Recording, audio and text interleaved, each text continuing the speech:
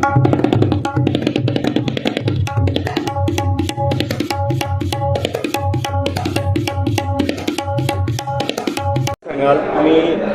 जळगाव महापालिकेतील शिवसेना ठाकरे गटाच्या सर्व उमेदवारांच्या एबी फॉर्मवर आक्षेप घेतलेला आहे आणि त्यांचे फॉर्म अवैध असल्याचं आपलं म्हणणं आहे, काय सांगा?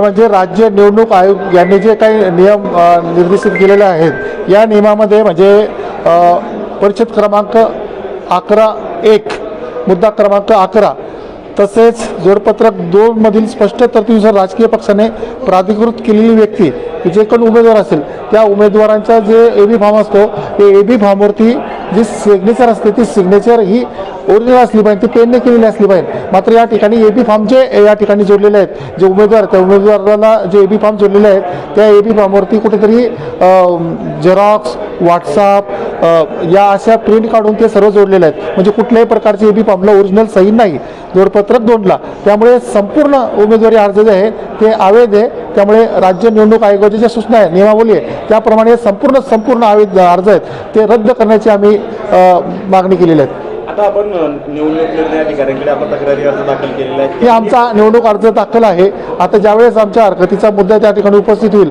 हरकती जेव्हा आम्ही घेणार आहोत तेव्हा संपूर्ण आम्ही स्वतः उमेदवार आहेत आमचे सर्व जे उमेदवार आहेत ते वैयक्तिक हरकती घेणार आहेत.